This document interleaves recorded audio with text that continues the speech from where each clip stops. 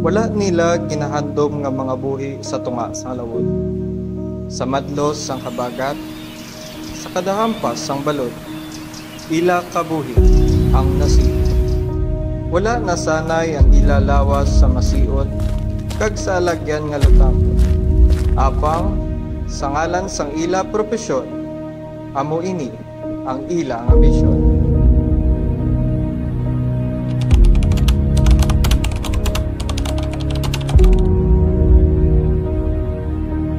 Madlos, lutak, kag siot.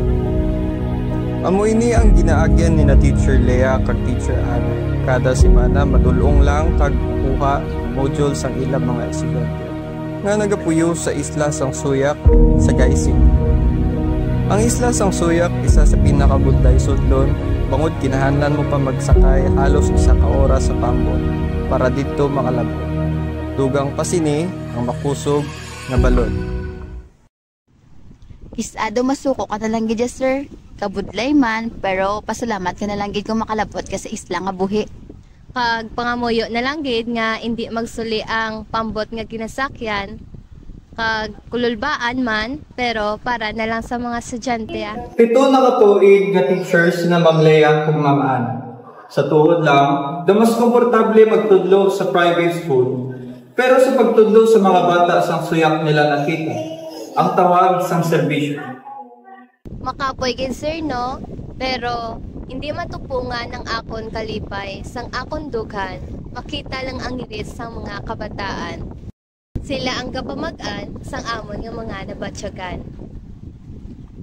Sila ang amon inspiration, sir, despite sa tunga sang kabudlayan, gapursigigid kami nga sila amon matudloan, kay para malabot man nila ang ilang nga mga handom. Kanami, gidi na pamatian, mga ma'am.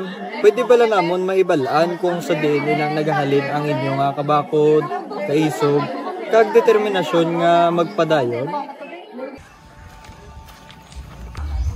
Good morning, ma'am. Good morning, ma'am. Good morning. Na ma'am. Oo ga, dali na.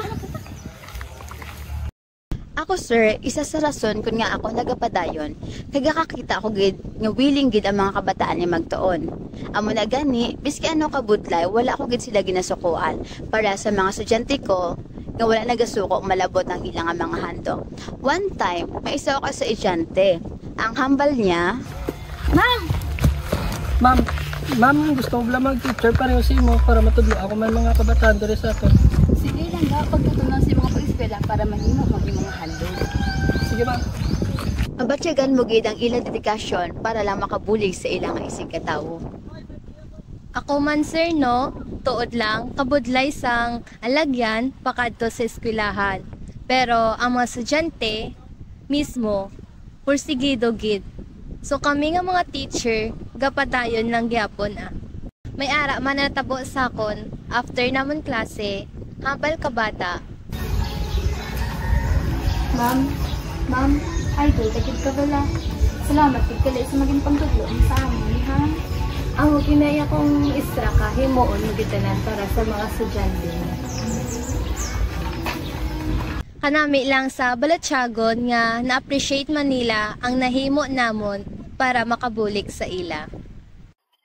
Kamusta naman ang suporta sang eskwelahan kag sang gobyerno sa inyo, ma'am? Nalipay kita ko, sir, no, nga nakita man sang gobyerno ang sistema diri sang mga kabataan kag sa akon man, and cover man nila ang akon gusto diri, and that's my 25% of my monthly salary, sir, no? But again, hindi matupungan sang kwarta ang akon kalipay nga nabatyagan para magatubang sa mga kabataan. Kag tani ang sistema sang edukasyon magapokus bagi diri ang aton gobyerno. Sa aton nga layo, ang Republic Act 4670 upod ang Magna Carta for Public School Teachers, ginahatagan sa kabakod ang mga kasubong ni na Teacher Lea at Teacher Ana. Sa ilalong sang Section 19, dapat makabaton sila sa Special Hardship Allowance, dugang na 25% sa ilang asweldo, agud mabuligan sila nga malumpuwasan at pabudlayan sa ilang serbisyo. Dako gid ang amon pasalamat sir sa Magna Carta for Public School Teachers sir kay bisan pa paano may gakabaton kami nga suporta despite sa amon nga mga kabudlay. Sa madlos nga hanging habagat, may paglaom nga nagahulat, mga maestra nga nagasakay sa papod, handom sang mga kabataan sang suyak, ilag gid malabot. Sina Teacher Lea kag Teacher Ana ang pamatuod nga sa tunga sang balod, may kasanag nga nagabawod. Para sa mga kabataan, sila ang paglaom sang lawod.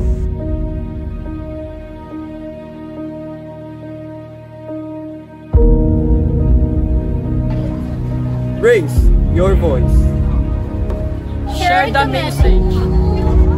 Support our teachers. Uphold the Magna Carta For public school